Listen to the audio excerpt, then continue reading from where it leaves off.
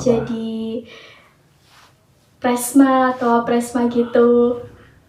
Ya doanya aja ya, saya termasuk memberanikan diri untuk mencalonkan diri sebagai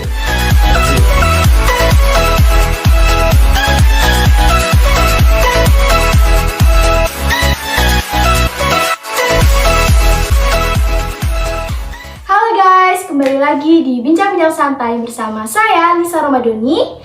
Dan ada salah satu bintang tamu yang sangat spesial, yaitu Kak Arisma Fawas, salah satu anggota BMKM Departemen Luar Negeri. Oke, Kak Aris bisa memperkenalkan diri terlebih dahulu. Oke, halo teman-teman semua. Perkenalkan, nama saya Arisma Fawas Ramadhani, biasa dipanggil Aris. Saya salah satu anggota staf luar negeri dari BMKM Universitas Jeddah.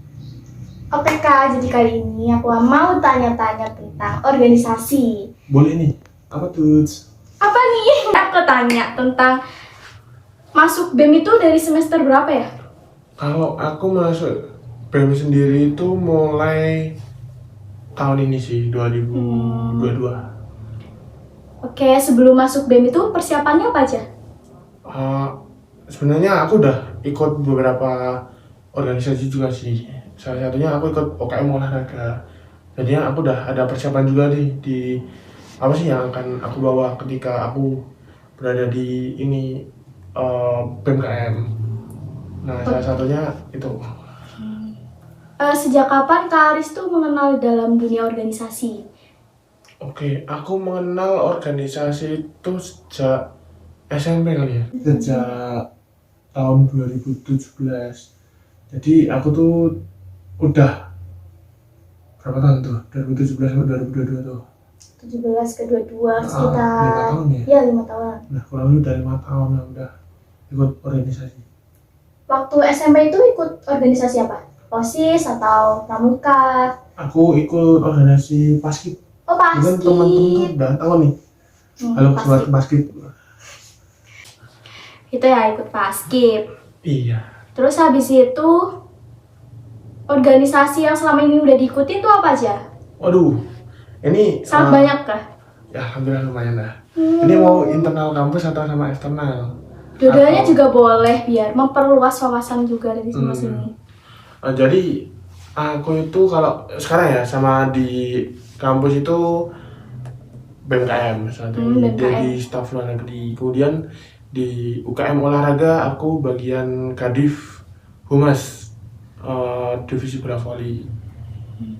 Mungkin itu sih kalau sekarang di kampus. Kalau yang di luar kampus ada nggak?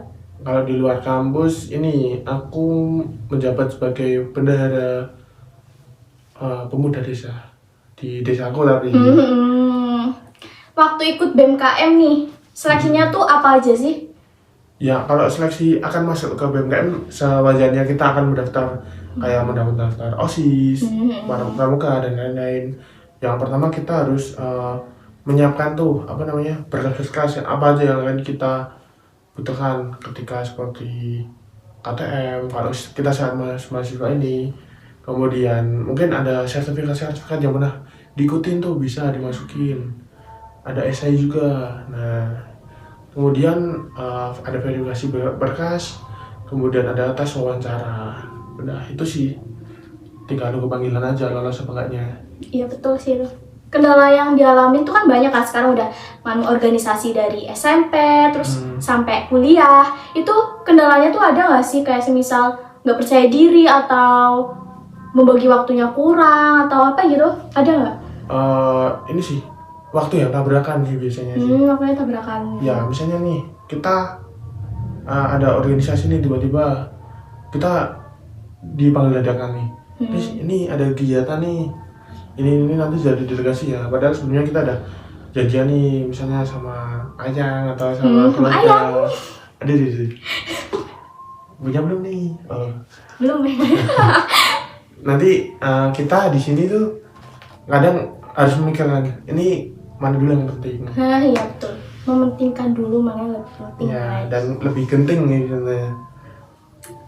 Membagi waktu antara kuliah, organisasi, sama belajar itu gimana? Pasti jadwalnya padat banget itu kan? Ya, Saya juga harus ini dulu kan, janjian dulu podcast ini. Karena waktunya itu. Ya emang kita semua terkendala sebagai waktu sih. Apalagi ini membagi waktu antara kuliah, belajar dan organisasi. Organisasi itu sebenarnya itu apa ya? Banyak orang tuh bilang organisasi hanya untuk sebagai pelengkap, dalam artian mengisi waktu gabut. Nah, padahal itu beda.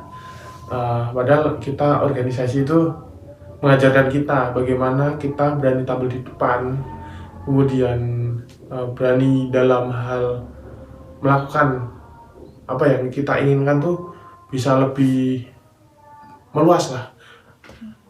Aspirasi apa sih yang ada di dalam diri kita. Kita ingin mengasah kemampuan kita tuh juga bisa dari organisasi. Terus dalam pembagian waktunya sendiri pun kalau biasanya aku bilang nih, kita waktu kuliah tuh jam berapa. Kemudian di waktu renggang biasanya aku buat ngisi tugas-tugas. Iya, ngerjain tugas itu ya. Kalau misalnya butuh healing ya kita curi-curi waktu lah. Kalau sekiranya kita kuliahnya kosong, kemudian organisasi nggak ada waktu, misalnya ada waktu, ya udah, nih kita healing sambil merampas otak kita. Pernah nggak sih izin nggak ikut rapat organisasi gitu kayak bolos gitu? Pernah nggak? Aduh, pernah sih. Oh pernah. Pernah. Waktu kegiatan boleh saja pernah sih. Jadi contoh ya guys gitu. Ya kalau misalnya kegiatan 1 bulan ya kalau nggak boleh gimana gitu loh. Iya sih betul. Hal yang mendorong ikut organisasi itu apa biasanya kan kayak ada semangat dari pacar, atau orang tua yang mendukung, atau bahkan orang tua tidak mendukung, itu yang repot. Alhamdulillah sejauh ini aku ikut organisasi orang tua mendukung sih. Oh bagus kayak gitu. Ya. Biasanya tuh ada kan orang tuanya tuh nggak mendukung anaknya ikut organisasi, padahal itu kan baik kan buat perkembangan anak itu sendiri. Iya setuju. Kadang ini mungkin orang tua tuh berpikir melarang tuh karena kita organisasi itu misalnya suatu kegiatan tuh mulainya jam 11 malam, jam 12 malam, gak ada waktu juga. Nah mungkin itu sih kadang waktu hari Sabtu Minggu diambil untuk organisasi. Nah itu bisa tuh mungkin apa ya, buat orang tua tuh bukan ingin mengkritik ya ini ya, tapi bisa buat untuk mengembangkan soft skill istilahnya lah itu. Biasanya tuh kan orang tua kayak nggak percaya, paling main lah alasannya tuh buat organisasi, terus habis itu orang tua tuh bakal mikirnya kalau ikut organisasi tuh nilainya jelek karena tuh biasanya tuh sering nggak ngikutin pelajaran gitu kan. Nah itu kebalikan pada diri orangnya sih. Pada diri sendiri. Asal pembagian waktu antara mana harus belajar saat kuliah, mana harus memperhatikan itu model organisasi. Nah alhamdulillah nilai saya juga alhamdulillah aman. Nah, kalau aman tuh bagus ya. Iya alhamdulillah. Terkait tadi tuh mungkin udah jadi pengalaman itu mungkin ya mbaknya juga di organisasi ya. Iya betul. Kemudian saya tuh OSIS. Dulu SMA, iya OSIS. Sering OSIS ternyata. Pulangnya tuh sering sore gitu kan. Untung sore mbak. Iya. Sekarang kalau kuliah malam mbak. Iya kalau kuliah tuh. Beruntung saya sekarang kos ya tidak dipantau orang tua, jadi nggak apa-apa kalau pulang malam. Ada jam kos malam mbak? Tidak ada kos di sini, bebas terus. Jamnya bebas, bukan kosnya bebas tapi jamnya bebas ya guys. Bagaimana tuh kalau semisal organisasi pasti ada sisi dari percaya diri gitu kan. Nah itu gimana bisa percaya diri di depan banyak orang gitu? Kalau aku ya biasanya gini, sebelum kita melakukan apa ya misalnya pidato atau apapun itu, biasanya aku bisa mencermin, ada kaca gitu kalau nggak pakai kamera HP atau apa itulah. Nah kita coba menyampaikan apa sih yang akan kita bawa nanti. Istilahnya belajar lah di situ. Percaya diri apa enggak? Kok aku kayak ragu gitu. Nah, nanti coba nih, sama ada temen nih, mungkin 2 atau 3 aja coba menyampaikan gitu. Nah di situ kita salah satu menyampaikan itu kan ada, kalau misalnya udah berani gitu, itu kan percaya diri nih. Teman-teman aja udah percaya diri, apalagi sama orang lain gitu. Nah kalau misalnya kita di orang lain aja udah biasa sama teman-teman biasa, mesti ke orang lain juga mesti biasa. Gitu. Ngomong organisasi, pasti dalam organisasi itu kan kita dilatih untuk public speaking di depan orang itu. Betul. Gimana bisa muncul public speaking dalam diri Mas Haris itu? Oke. Sebenarnya aku iya apa karena panas di sini. Iya. Perlu tambah asin nih Mbak ini. Besok ya, nyari uang dulu. Oke.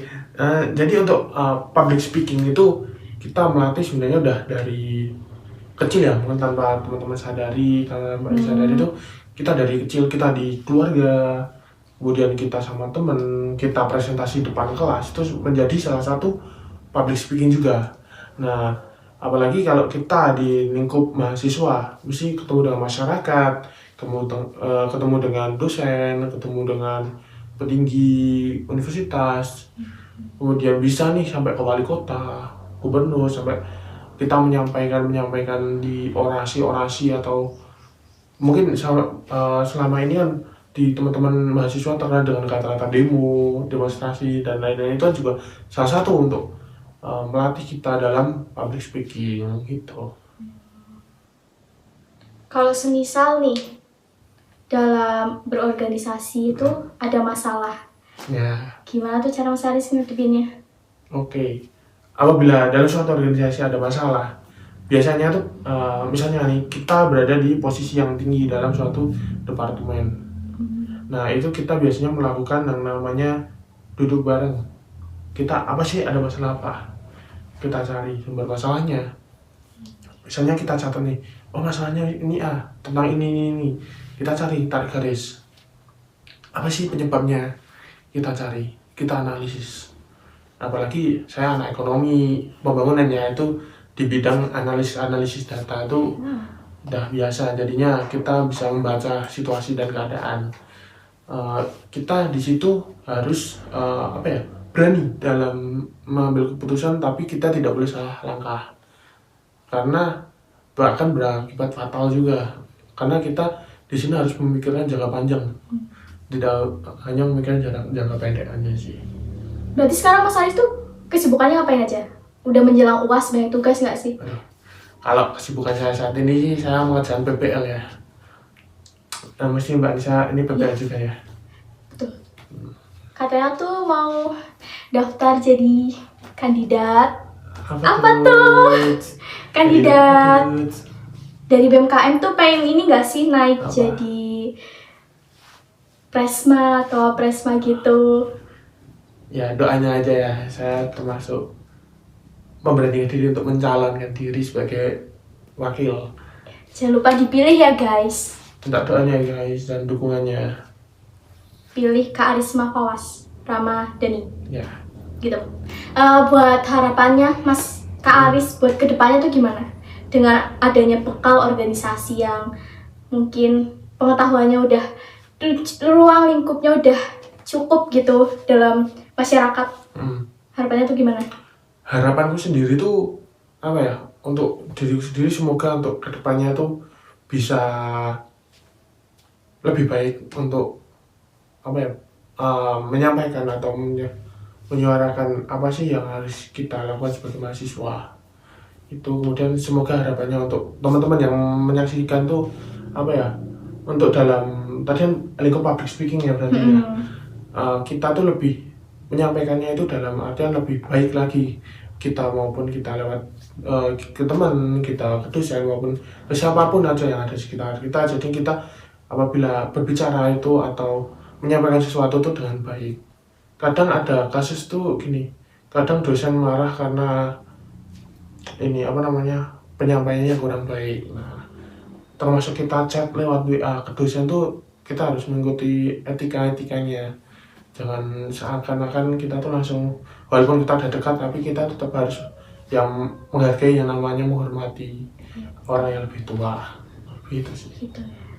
Oke, bincang kali ini tuh udah sampai pada penghujung acara, dan semoga yang nonton kalian bisa dapat inspirasi dengan public speaking, gimana cara ikut organisasi, terus membagi waktunya tuh gimana. Semoga itu bisa bermanfaat bagi kalian semua. Amin. Ya. Jadi sekian dari bincang kali ini. Selamat siang dan sampai jumpa.